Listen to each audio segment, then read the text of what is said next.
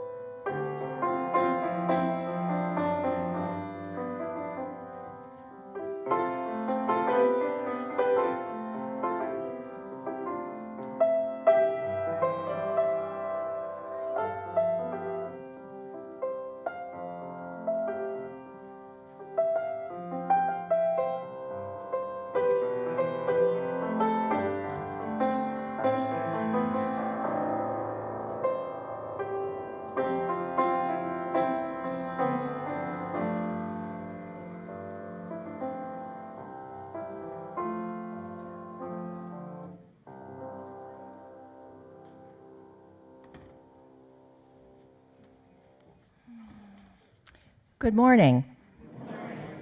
Welcome to the UFH Unitarian Universalist Fellowship of Hendersonville. I'm Becky Reed, your worship associate today. As a welcoming, inclusive congregation, our doors are open to all who share our desire for love, peace, and justice, no matter your sexual orientation or gender identity, your race, your faith tradition, your cultural background, all are welcome here. I don't think we have any announcements this morning. Does anyone have anything important to say? All right. We're going to light the chalice now, and I wonder, do we have a child who will help us light the chalice? All right. Come on up. All right, and that's you. He's a pro. He knows what he's doing. I know. He could do it all by himself. He's so good at this.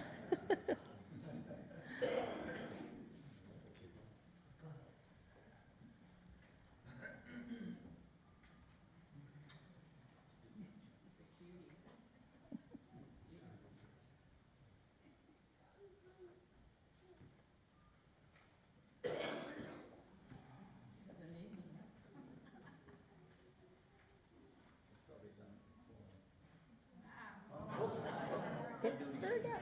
Have to do it again.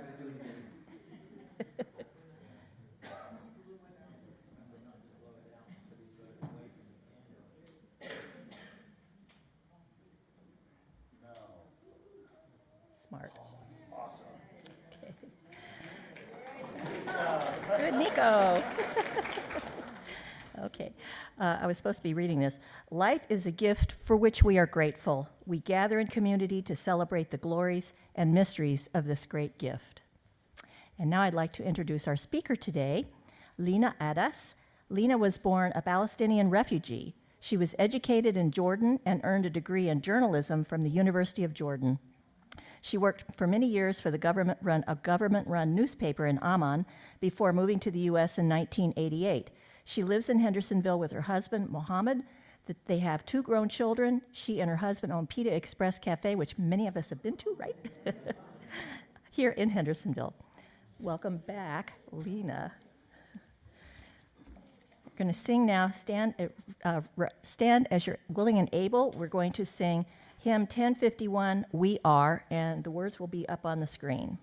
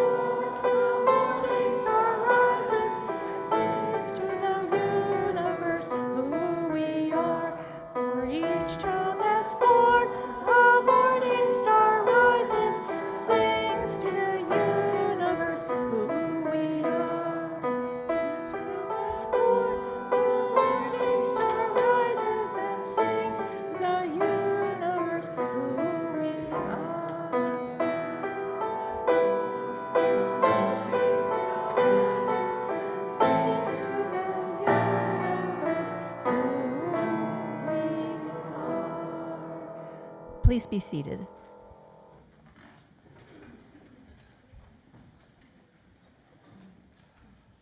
All right. Hello, everyone. Can you all hear me? All right. Today we're reading The Squirrels Who Squabbled. What does squabbled mean? It's like arguing. In a towering forest where summer had been, the cool bit of fresh and mosses grew green.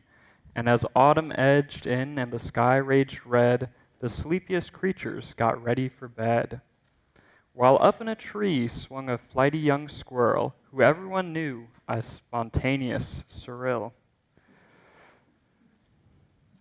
Now most of the foresty folks had seen to their needs through the plentiful months of mushrooms and seeds. They built up their stores so they'd all be well fed through the frosting winters that glittered ahead. But Cyril, he lived in the now and here. He'd adventured and partied his way through the year. So his cupboard was empty, his hollow was bare. He hadn't a mouthful of food anywhere. But wait, what was that? Over there, take a look. A single lone pine cone wedged in a nook. He squealed with delight for a very good reason, for inside were the last nuts of the season. But Cyril wasn't alone. There were more hungry eyes. Yes, plan ahead Bruce had his sights on the prize. Though he'd gathered a mountain of bounty hard fought, Bruce was convinced he was one pine cone short. I simply must have it, he wistfully cried, as he dreamed of the fresh, juicy pine cone nuts inside. So as Cyril set off and on his way to the ground, Bruce, he was also last pine cone bound.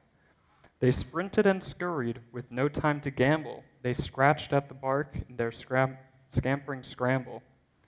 But their panic and haste shook the tips of the spruce, and the pine cone, it trembled, and then it came loose. Both squirrels gave chase at lightning pace. This was the start of a wild, nutty race. It's mine, shouted Cyril. No, mine, hollered Bruce. You don't stand a chance. Give it up. It's no use. I'm hungry, cried Cyril. This cone is not yours. Stay back, shouted Bruce. This cone's for my stores. It boinged over the bushes and flew through the air.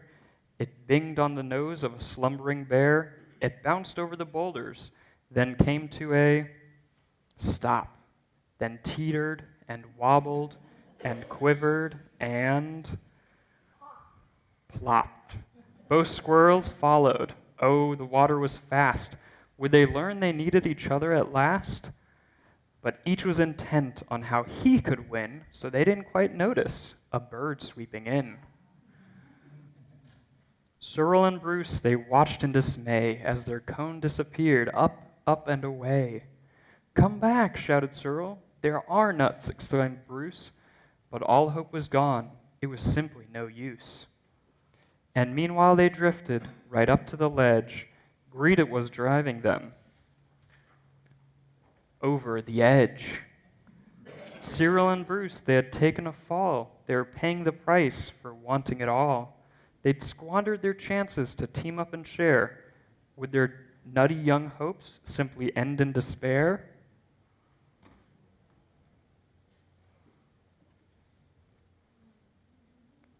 Bruised and bedraggled, they swept past dry land. Cyril grabbed at a branch with a trembling hand.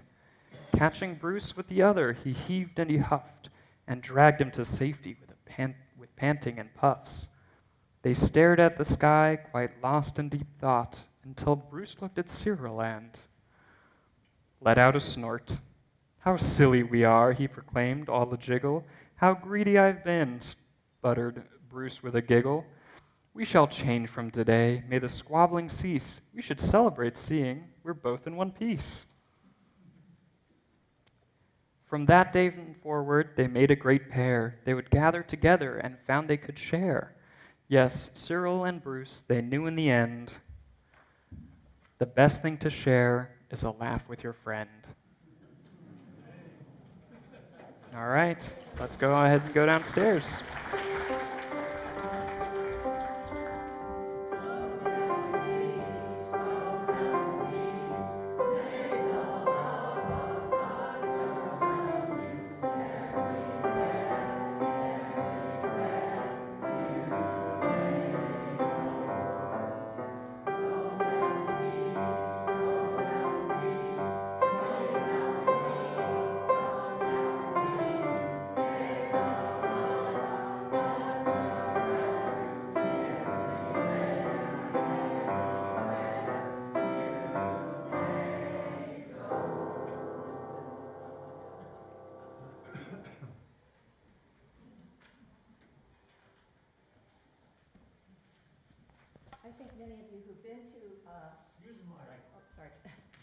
I think many of you who have been to Pita Express have seen this hanging on the wall, and I'm going to read it with the microphone. Oh, humankind, behold, we have created you male and female, and we made you into nations and tribes so that you might come to know one another.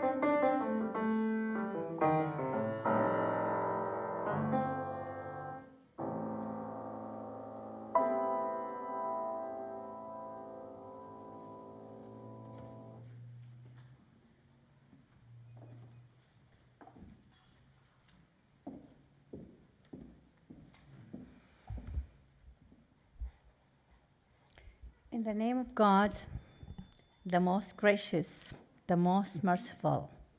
Assalamu alaikum. Okay, so you're learning Arabic with me today. So when I say Assalamu alaikum, respond by Wa alaikum assalam. And that means peace be upon you. And what better than peace to surround us?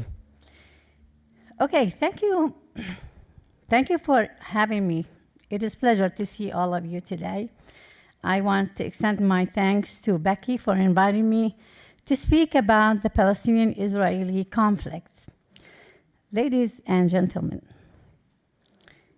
do you believe that the war that we are watching live is a religious war between Muslims and Jews? Are the Israelis and the Palestinians fighting in the name of God?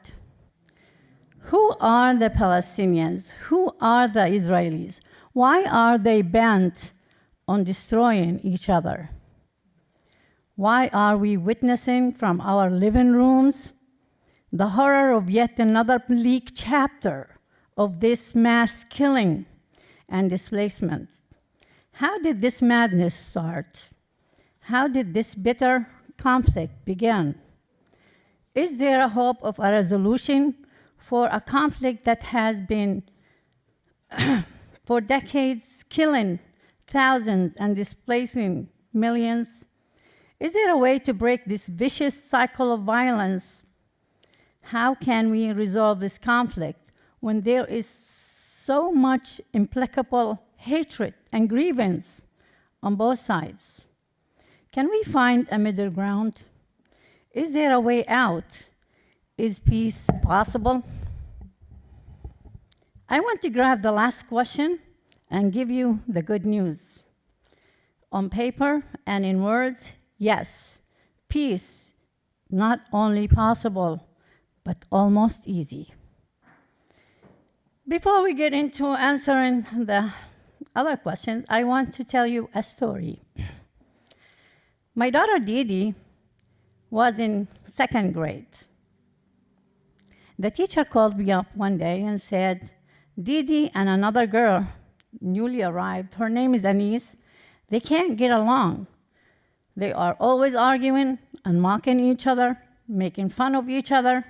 They are constantly disturbing and disrupting the class. I was upset, to say the least. I never wanted my children to have this kind of childhood.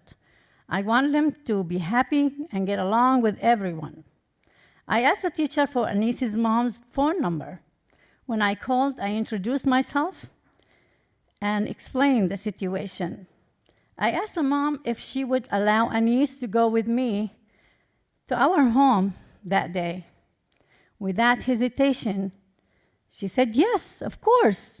Just one day, take her forever.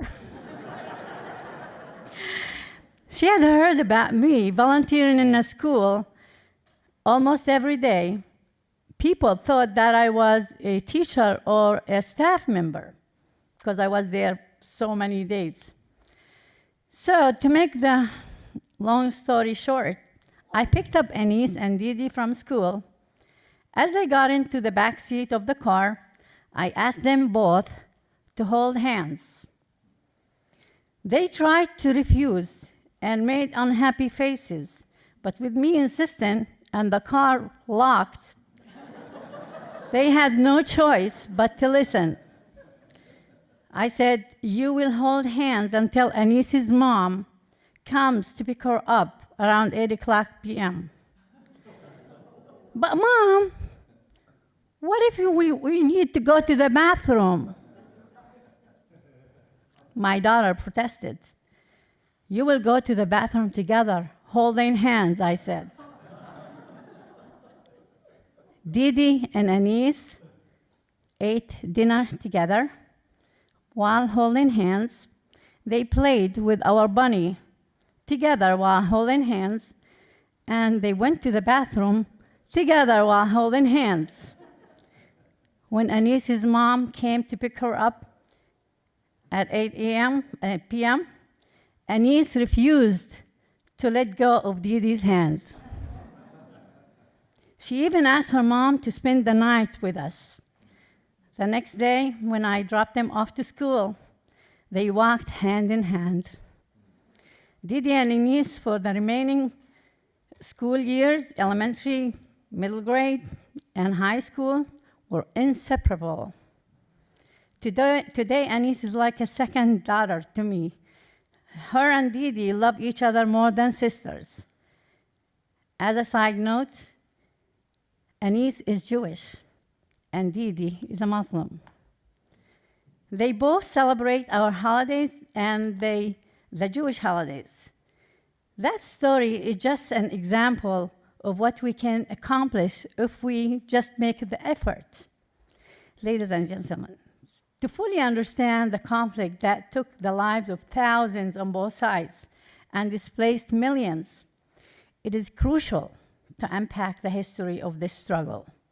But let me assure you that what is happening right now in Gaza and the bloodshed that is covering our TV screens and our smart devices did not start on October 7th. This was decades in the making.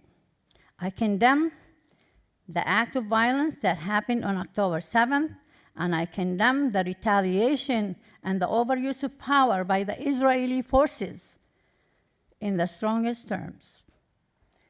The roots of the struggle between the two nations go deep. With each passing year, they seem to grow more entangled. It is such a misconception to believe that this struggle is a result of a clash between two conflicting religions, Islam and Judaism. The struggle is simply an ongoing military and political conflict about land and self-determination of the Palestinians. It has nothing to do with religions, because for thousands of years, Jews, Christians, and Muslims lived side by side peacefully in Palestine. Everybody spoke Arabic. That was the daily language. They celebrated Ramadan, Passover, and Christmas together. They prayed side by side in the holy places to the same God that we share. Let me give you a brief history of that timeline, because sometimes I feel like many people know very little about the history of the Israeli-Palestinian conflict. The British had been in Palestine for nearly 3 decades. They have come in the aftermath of First World War. They were leaving in the aftermath of Second World War. In the 1920s and in 1930s, thousands of Jews had immigrated to Palestine from Europe. There were violent clashes between the local Arabs and the newly arrived Jews because they were building settlements on the Palestinian lands, the land that the Jewish people considered their ancestral homeland. The British authorities were caught in the middle. Their attempt to limit further immigration enraged the Jews. Their early support of Jewish state in Palestine enraged the Arabs, and the pressure only grew. In 1947, the future of Palestine was put in the hands of a newly formed United Nations. By Resolution 181, the General Assembly decided to partition Palestine into 2 states, one Arab and one Jewish, with Jerusalem placed under a special international regime.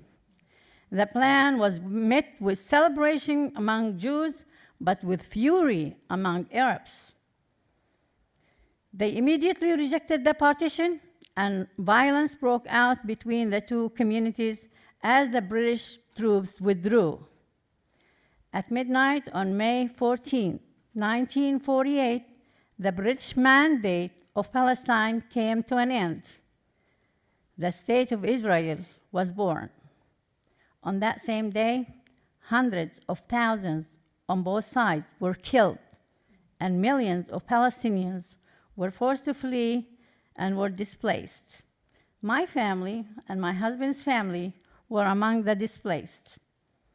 They fled to the east side of Jerusalem, which was under the Jordanians' control back then. Some of our relatives took refuge in Gaza, as it was under the Egyptians' control. 19 years later, another war broke out between the Israelis and the Arabs. It was the 6 Days War. It was the shortest war in history. On that morning of June 5th, 1967, Israel launched a preemptive strike on Egypt, Jordan, and Syria. That preemptive strike by the powerful Israeli forces that was supported by the United States of America forced the Palestinians once again to cross the river to Jordan, where they still to this day live in refugee camps. 1 million Palestinians who stayed behind in the West Bank had been placed under Israeli occupation. The holy city of Jerusalem, Golan Heights of Syria, and Gaza Strip of Egypt came under the Israeli control. After that, things got worse, much worse. Gaza has become one of the most densely populated places on the planet. Life for civilians in Gaza was very harsh before the Israeli forces' occupation. After the occupation, living in Gaza was unbearable. 90% of people in Gaza were living in desperate conditions and food shortages. Hundreds of thousands have little access to clean water. The population became largely dependent on humanitarian assistance, primarily from UN agencies. It has been referred to an open-air prison. All his years as a prime minister, Netanyahu opposed a Palestinian state, calling it a threat to Israel's security. As prime minister, he has repeatedly tried to undermine a two-state solution. In 2006, after Hamas won the election to represent the Palestinian people, Israel rejected and denounced the results of that election and immediately blockaded Gaza, where food, medicine, and building materials were banned from entering the city. Gaza was completely cut off from the outside world. The Israeli government announced that as long as the Palestinians support Hamas, they will suffer. In response to that blockade, Hamas bombarded Israel with hundreds of rockets. Israel retaliated with powerful airstrikes and blind bombs. And with this densely populated place, hundreds of civilians, mostly children and women, were killed. In 2008, Egyptian president managed to break a ceasefire. Rockets from Hamas were to stop and Israel to halt airstrikes. Food and medicine flowed again, but that lasted only 6 months. The ceasefire collapsed. Once again, the cycle of violence was back. Since then, there have been lots of efforts to address and resolve the conflict between the two sides, but without success. As is often the case with this conflict, both sides deserve to be blamed. Palestinian leaders have repeatedly undermined a two-state solution as well. They rejected the UN proposal in 1947 that would have created a Palestinian state, and they called it unacceptable. To conclude my presentation, I want to say that peace cannot be achieved through violence, through wars, through weapons and bombs and airstrikes that kill children and women who have nothing to do with this conflict. It has to be achieved through negotiation and political process. The majority of people who are suffering in this conflict on both sides are like us. They want to live in peace, raise their children in a loving environment, and accomplish their dreams. To be specific, and to end this horror and the conflict that has resulted in mass killing, the occupation of Palestinians by the Israelis had to end. They need to be recognized as human beings with love for life. They need to have their own state. The peace between the Israelis and the Palestinians will never be achieved without the two-state solution. Yes, two states living side by side with peace and security. It would be great if all parties put their efforts and energy into improving the lives of the oppressed citizens instead of building their extremely powerful military. But unfortunately and sadly, we have extremists on both sides that feed off hatred. They are blinded by evil and have no regards for human lives. Moreover, I believe that the current leadership on both sides is being kept in power by the conflict. So the current leadership on either side wants two-state solution. The Palestinians and the Israelis going to have to stand up to their leadership, and they're going to have to share the land and coexist peacefully if they want to end this genocide on both sides. Only if we can see a person as a human as us, we all can live in a life of peace, understanding, and respect. No matter your culture, practices, or race, or religion, we are all human. It isn't enough to talk about peace. We have to believe in it. It isn't enough to believe in it. We have to work diligently to achieve it. Finally, I want to leave you with this. Can we love our children more than we hate our enemies?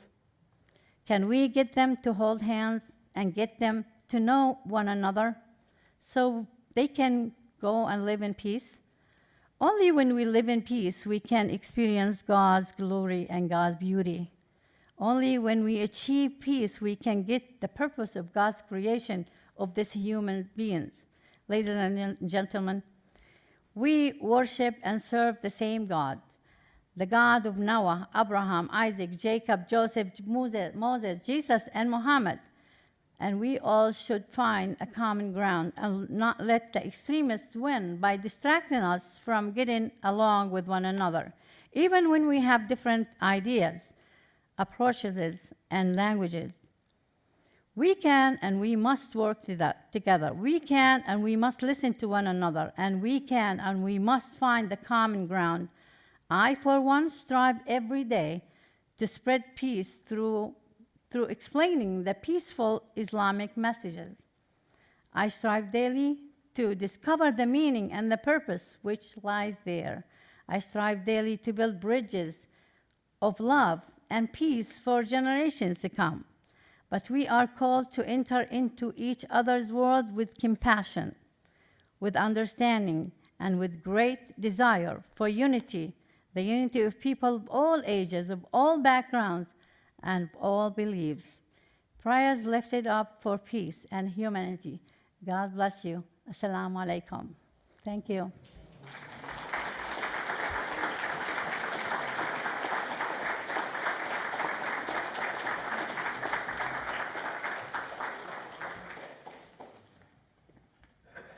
Thank you, Lena.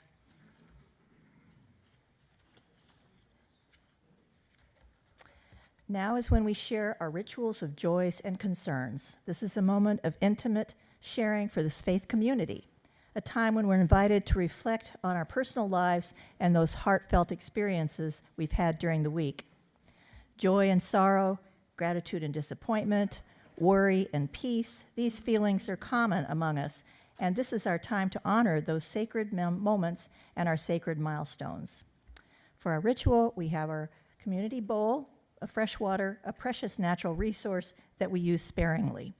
We also have stones, smooth and heavy, in our hands. These stones symbolize life's pleasures and times of ease, and life's burdens and times of heaviness. We do have one joy that's been submitted. Helen says, a stone of joy for the graduates. Our granddaughter graduated from Oglethorpe.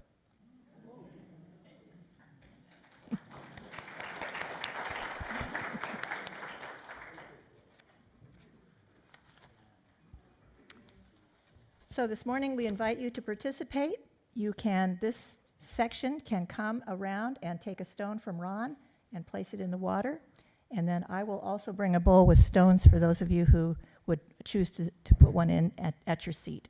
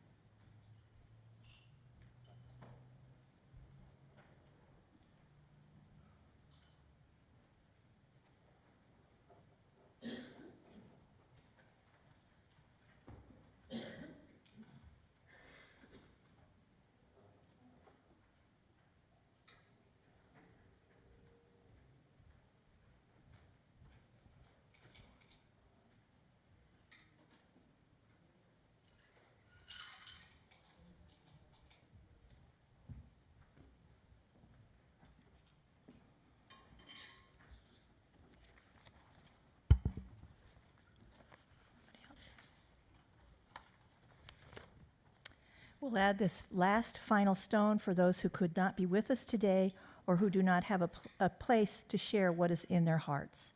May all our thoughts and prayers today be held in this loving community. Amen. Now I invite you to look at, in your gray hymnal, number 610, The Journey of Love. This is a responsive reading.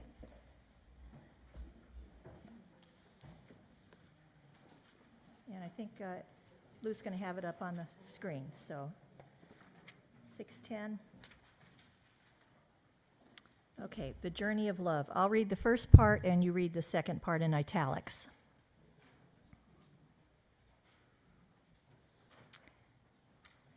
Where in our hearts is that burning of desire?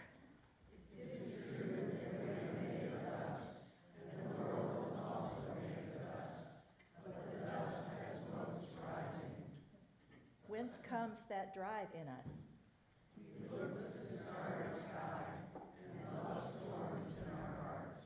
Whence comes that storm? But sometimes with a sigh, you can cross that vast desert. You may find sometime a treasure on your way. Heart.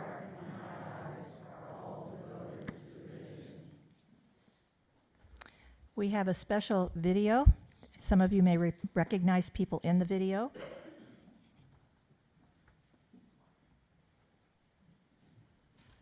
This is from 2018. It's coming. There's Catherine.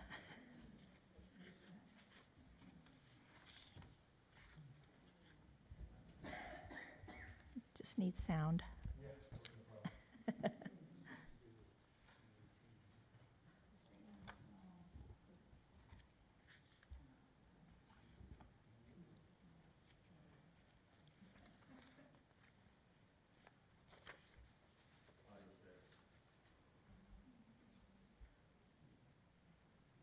Not working? Oh, that's too bad. Well, that was our choir singing Al-Salam Alaikum back in 2018.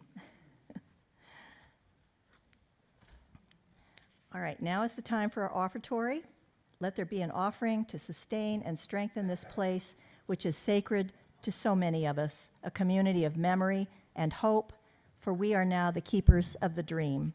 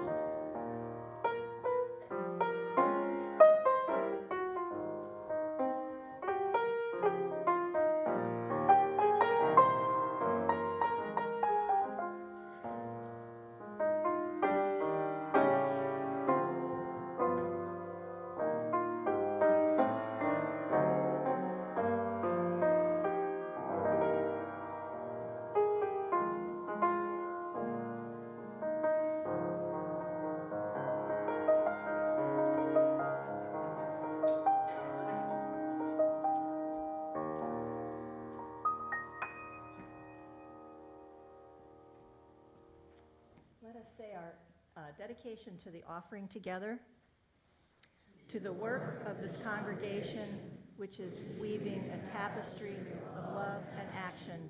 We dedicate our offerings and the best of who we are. Now we'll sing our last hymn, number 318, We Would Be One.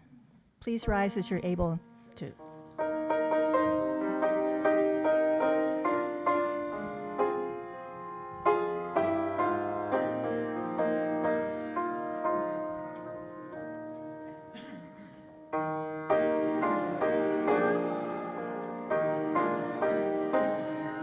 That's not it. That's not the words. That's not it.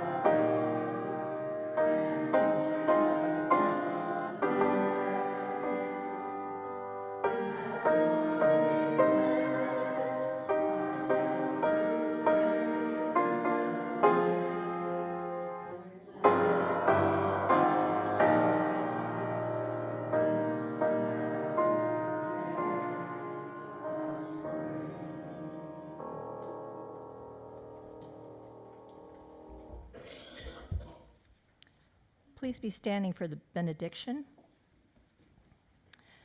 Deep peace of the running wave to you. Deep peace of the flowing air to you. Deep peace of the quiet earth to you. Deep peace to of the shining stars to you. Deep peace of the infinite peace to you. Amen. Please be seated for the postlude.